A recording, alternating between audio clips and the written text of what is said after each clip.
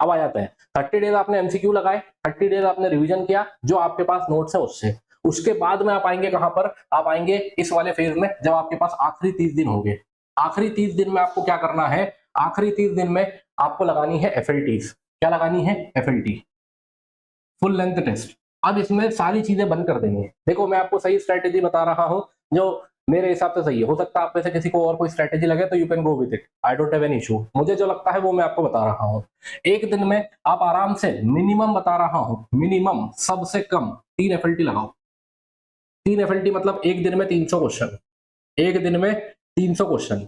अब जब आप एक दिन में 300 क्वेश्चन लगाएंगे तो 300 इंटू 30, ये हो जाएंगे कितने, 9000 क्वेश्चन। 9000 क्वेश्चन आप लगा चुके हो। आपको कुछ नहीं करना, आपको सिर्फ एफएलटी लगानी है।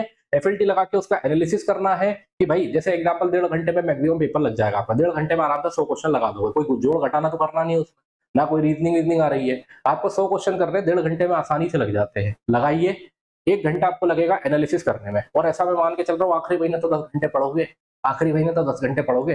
तो अगर हमने 4 राउंड बना दिए, एक सुबह 8 से 10 लगा दिया, एक 11 से 1 लगा दिया, या ऐसा कर लो 8 से 10 लगा दिया, एक 12 से 2 लगा दिया, एक 4 से 8 6 लगा दिया, है ना, और एक रात में 9 से 11 लगा दिया, तो हमने 4 बार एफएलटी लगा ली। 4 बार एफएलटी लगाई, अभी तो यहाँ 3 का ही बताया है। अगर आप 3 बार भी लगा रहे हो तो 9000 क्वेश्चन आप कर लोगे।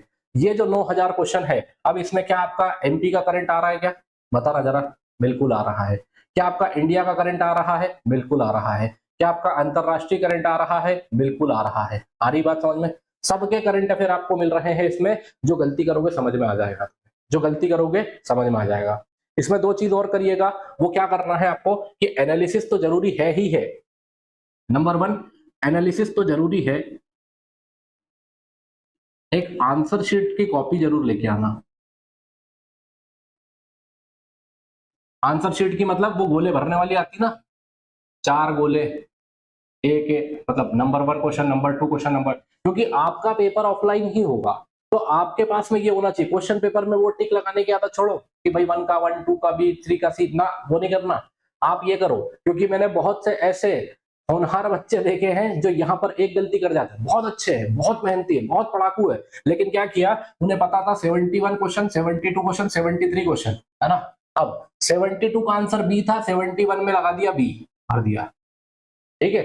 72 का आंसर जो है 71 में भर दिया, 73 का आंसर सी था वो इसमें भर दिया।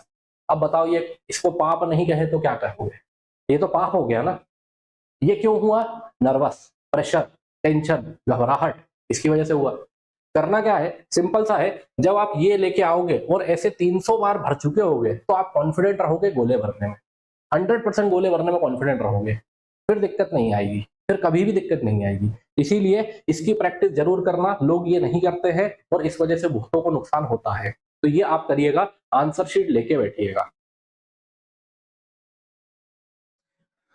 सर हमसे भी गलती हुई, आप बिल्कुल सही बोल रहे हैं। हाँ एग्जैक्टली, देखिए अब गलती का सीधा सिंपल सा लॉजिक है, जो चीज आप प्रैक्टिस करते हो वही चीज आपके जीवन में होती है। एग्जाम्पल के तौर पर देखो, आदत है हमारी, फोन आए, मैसेज आए, नहीं आए, नोटिफिकेशन आए, हम बार बार मोबाइल निकाल के देखते हैं। हमने प्रैक्टिस उसकी कर रखी है, हमने इतने बार निकाला कि हमारे दिमाग को लग गया कि भाई साहब 5 मिनट हो गए, फोन ने निकाला आपने, देख तो लो प्रधानमंत्री जी कुछ जरूरी काम तो नहीं है। वो आदत पड़ गई है हमारी। तो ऐसे ही अपन लोगों की भी आदत पड़ जाती है कि अपन क्वेश्चन में तो टिक कर देते, पेपर में तो टिक कर देते, पर आंसर शीट में घबराहट हो जाती है। क्यों, क्योंकि उसकी प्रैक्टिस नहीं करी थी। प्रैक्टिस तो क्वेश्चन में लगाने की, पेपर में की थी। तो सही प्रैक्टिस करिए, सही प्रैक्टिस करेंगे तो उसका सही फल मिलेगा। इसीलिए ये कॉपी जरूर खरीद लेना, एक एक पन्ना खरीद लेना और उसकी फोटोकॉपी करा लेना जी भर के, है ना। इसकी क्या करना, फोटोकॉपी करा लेना, ये आपको बहुत हेल्प करेगी। आई बात समझ में, यस या नो, क्लियर हुआ ये वाला पॉइंट। इसकी फोटोकॉपी करा लेना 100-200, आपका काम हो जाएगा।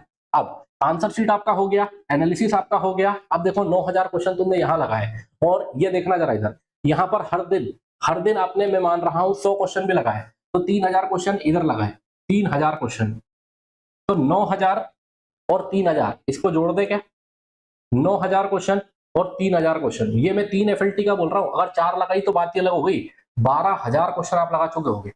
कैन यू इमेजिन, 12000 क्वेश्चन में से मान लो कि 2000 क्वेश्चन थे रिपीट हो गए, 2000 क्वेश्चन रिपीट हो गए, तो भी कितने हुए, 10000 क्वेश्चन लगा लिए। अब क्या तुम्हें ऐसा नहीं लग रहा कि जब तुम एग्जाम देने जाओगे तो तुम्हें लगेगा कि जो पढ़ा था साला वहीं से क्वेश्चन आया है, जो एफएलटी लगाई थी वहीं से क्वेश्चन आया है, जो रिवीजन किया था वहीं से क्वेश्चन आया है। आएगी कि नहीं आएगी फिर, ईमानदारी से बताना, ईमानदारी से बताओ ये फीलिंग तुम्हें आएगी कि नहीं आएगी जब तुम इतने क्वेश्चन लगा लोगे। Unacademy. Let's crack it.